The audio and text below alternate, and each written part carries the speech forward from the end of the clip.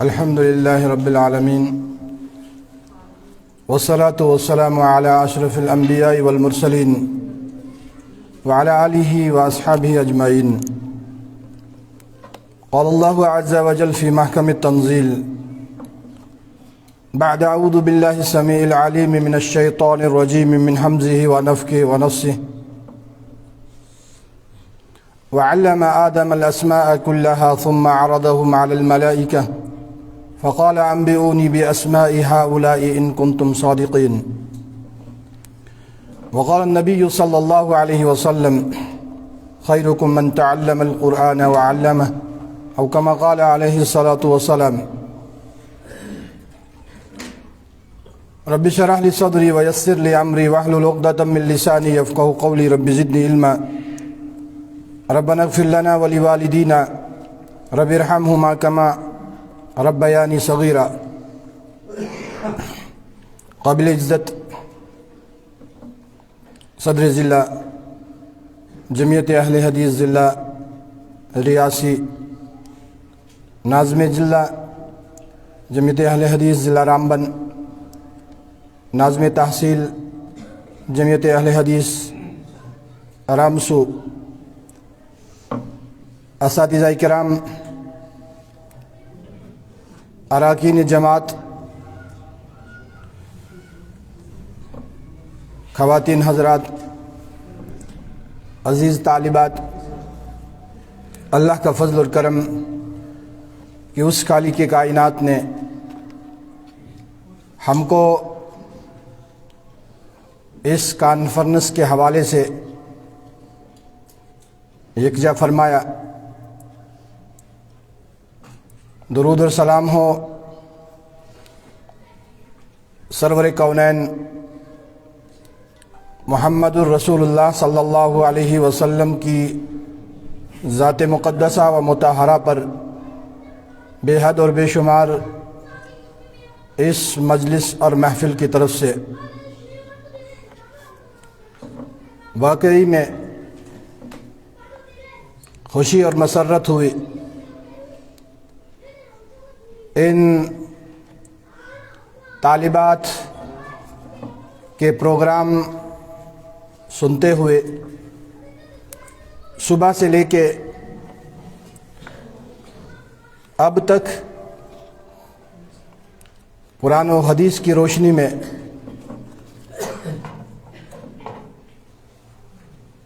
طالبات نے اہم موضوعات پر بات کی. یہ سعادت مندی ہے اس علاقہ کے لوگوں کے لیے. میں خصوصاً مبارکباد دیتا ہوں انتظامیہ کو، اساتذہ کو اور طالبات کو بھی. انتہائی کوشش اور جد و جہد کی اساتذہ نے، انتظامیہ نے. یہ ادارہ دارالہدیٰ ترقی کی طرف گامزن ہے. دور حاضر میں اس کی بہت زیادہ اہمیت ہے، ضرورت ہے. اسی کو مد نظر رکھتے ہوئے جمعیت اہل حدیث جموں کشمیر نے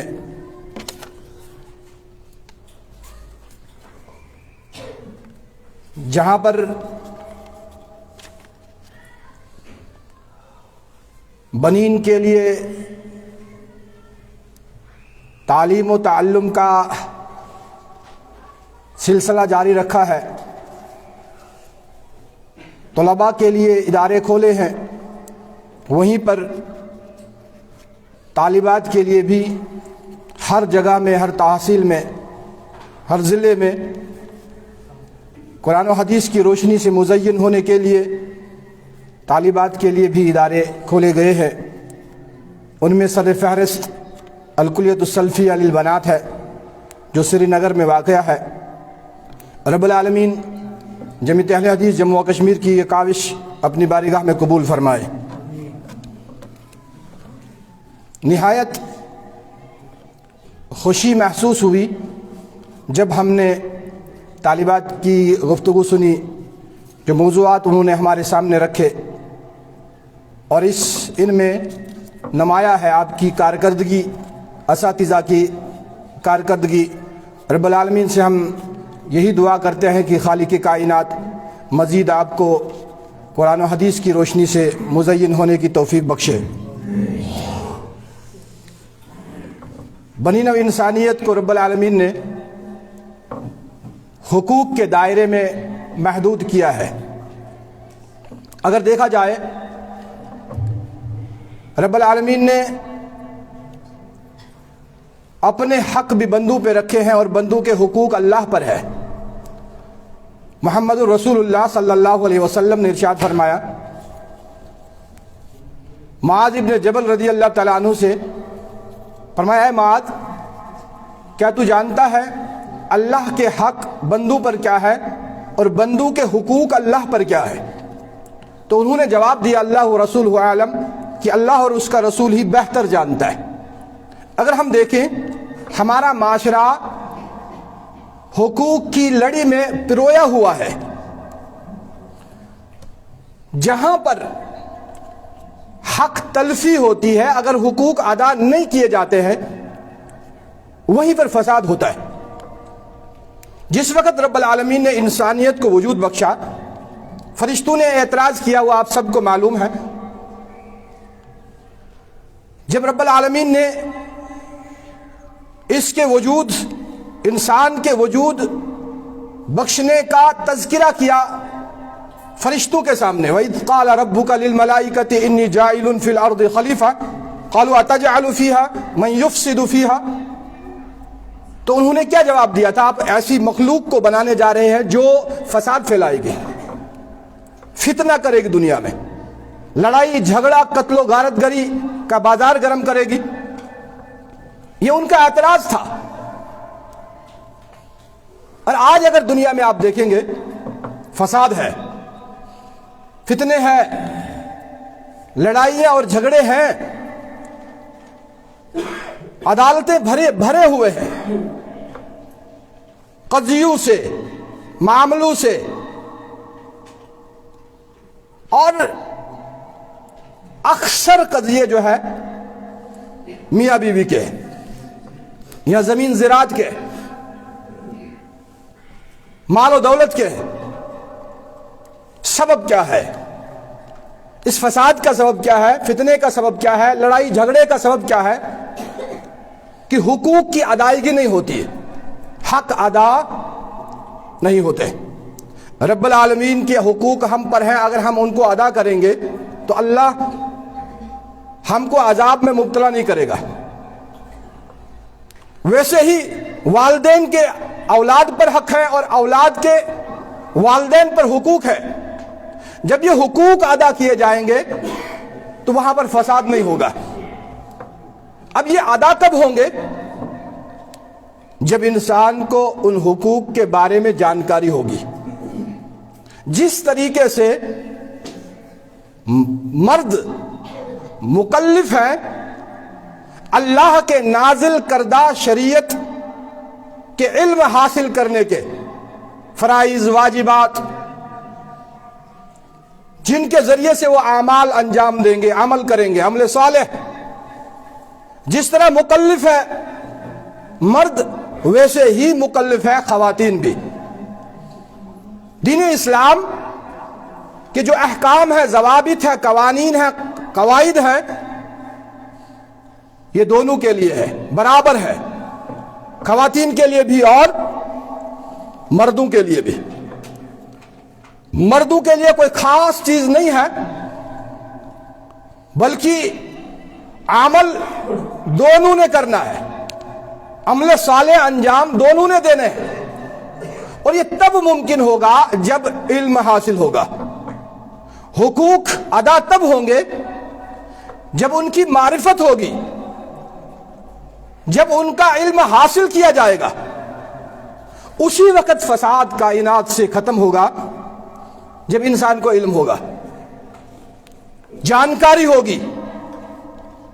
رب العالمین نے جب تذکرہ کیا تو فرشتوں نے یہی بات کی کہ یہ فساد پھیلائیں گے، اور رب العالمین نے علم دیا آدم علیہ السلام کو، اور پھر وہی چیزیں فرشتوں کے سامنے رکھ دی، کہا اب تم بتاؤ، ان کے نام بتا دو۔ انہوں نے کہا ہم کو اس بارے میں کوئی بھی علم نہیں ہے، اتنا ہی علم ہے جتنا تو نے ہم کو سکھایا ہے۔ یعنی وہاں پر اس بات کی وضاحت کی گئی کہ علم کے ذریعے سے فساد ختم ہوگا، فتنہ ختم ہوگا، چونکہ ہر ایک اپنے حقوق کو سمجھے گا، دوسرے کے حقوق کو سمجھے گا اور وہ حق ادا کرے گا۔ اس طریقے سے فتنہ نہیں ہوگا۔ جب میاں بیوی، خاوند اپنے بیوی کے حقوق سمجھے گا اور بیوی اپنے خاوند کے حقوق کو سمجھے گی، اس کی ان کو معرفت ہوگی، تو وہ گھرانہ جو ہے امن کا گہوارہ ہوگا، وہاں پر فساد نہیں ہوگا، وہاں پر لڑائیاں اور جھگڑے نہیں ہوں گے، وہاں پر طلاق نہیں ہوں گے، جہاں پر علم ہوگا۔ ضروری ہے علم کا حصول، معرفت حاصل کرنا۔ محمد رسول اللہ صلی اللہ علیہ وسلم نے ارشاد فرمایا، ایک صحابی سامنے کھڑا ہو گیا، یا رسول اللہ صلی اللہ علیہ وسلم، ہمارے معاشرے میں، ہمارے گاؤں میں، ہمارے علاقے میں ایک خاتون ہے، بہت زیادہ نوافل پڑھنے والی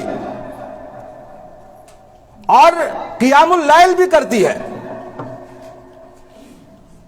صدقہ و خیرات بھی کرتی ہے، نفلی روزے بھی ادا کرتی ہے، لیکن یا رسول اللہ صلی اللہ علیہ وسلم، اس کی زبان کے شر سے اس کا ہمسایہ محفوظ نہیں ہے۔ اللہ کے نبی صلی اللہ علیہ وسلم نے فرمایا اس کے اندر کوئی بھی خیر نہیں ہے، وہ جہنم میں جائے گی۔ حالانکہ وہ تہجد گزار ہے، وہ نفلی روزے بھی رکھتی ہے، صدقہ و خیرات بھی کرتی ہے، اس کے باوجود محمد الرسول اللہ صلی اللہ علیہ وسلم نے فرمایا اس کے اندر کوئی خیر نہیں ہے، وہ جہنم میں جائے گی۔ اس کے برعکس فرمایا، یا رسول اللہ صلی اللہ علیہ وسلم، ہمارے علاقے میں ایک خاتون ایسی ہے جو زیادہ نفلیں نہیں پڑھتی، زیادہ نفلی روزے نہیں رکھتی، صدقہ و خیرات میں پنیر کے چند ٹکڑے دے دیتی ہے، فرائض ادا کرتی ہے، لیکن اس کے زبان کے شر سے اس کا ہمسایہ محفوظ ہے، اپنی زبان کی حفاظت کرتی ہے، نہ اس کے ہاتھ کے شر سے کسی کو تکلیف پہنچتی ہے اور نہیں اس کے زبان کے شر سے کسی کو تکلیف پہنچتی ہے۔ اللہ کے نبی صلی اللہ علیہ وسلم نے فرمایا اس کے اندر خیر ہے، وہ جنت میں جائے گی، حالانکہ قیام اللیل نہیں کرتی ہے۔ یہ کب ممکن ہوگا؟ جب علم آئے گا، جب معرفت ہوگی کہ زیادہ عبادت کرنے سے نہیں، بلکہ اس کے لیے اصول دیا محمد الرسول اللہ صلی اللہ علیہ وسلم نے، المسلم من سلم المسلمون من لسانہ و یدہ، مسلمان تو وہ ہے جس کے ہاتھ کے شر سے اور زبان کے شر سے کسی اور کو تکلیف نہ پہنچے، اور جب تکلیف پہنچے گی ظاہر سی بات ہے فساد پھیلے گا، جب تکلیف پہنچے گی فتنہ پھیلے گا، اور یہی لڑائی اور جھگڑے کا باعث بنے گا، عدالتوں تک تو یہی مسئلے پہنچیں گے۔